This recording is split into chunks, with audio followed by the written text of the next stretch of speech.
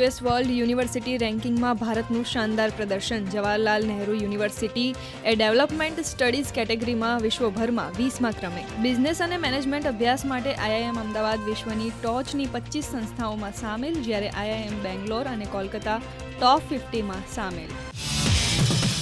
Tesla કંપનીના માલિક Allan Musk પહેલીવાર આવશે ભારત. એલન મસ્ક ભાજપના વરિષ્ઠ નેતા અને પ્રધાનમંત્રી નરેન્દ્ર મોદી સાથે કરશે મુલાકાત.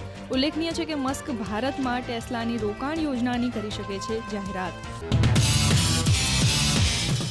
યુરોપની ત્રીજી સૌથી લાંબી નદીમાં પૂર આવ્યા બાદ રશિયા અને કઝાકિસ્તાનના શહેરોમાં પાણી ભરાયા. લગભગ 1 લાખથી વધુ લોકોને પોતાના ઘરો ખાલી કરવાની ફરજ પડી. 128 વર્ષ જૂની પરંપરાને સમાપ્ત કરતા વર્લ્ડ એથ્લેટિક્સે એક ઐતિહાસિક નિર્ણયમાં ગોલ્ડ મેડલ વિજેતાઓને ઇનામની રકમ કરી ઓફર. આગામી પેરિસ ઓલિમ્પિક 2024માં ટ્રેક અને ફિલ્ડ ગોલ્ડ મેડલ જીતનારને $50,000 અમેરિકી એટલે કે 41 લાખ રૂપિયા ઇનામ રકમ તરીકે મળશે. આઈપીએલ ટીમ રાજસ્થાન રોયલ્સના કેપ્ટન સંજુ સેમસનને ધીમી ઓવર રેટના કારણે $12 લાખ રૂપિયાનો દંડ ફટકારવામાં આવ્યો. 10 એપ્રિલે ગુજરાત ટાઇટન્સ સામેની મેચ દરમિયાન આ નિર્ણય લેવાયો. ન્યૂનતમ ઓવર રેટના ગુનાઓ સંબંધિત આઈપીએલ આચારસંહિતા હેઠળ આ સિઝનનો પ્રથમ ગુનો હોવાથી સેમસનને $12 લાખ રૂપિયાનો દંડ ફટકારાયો.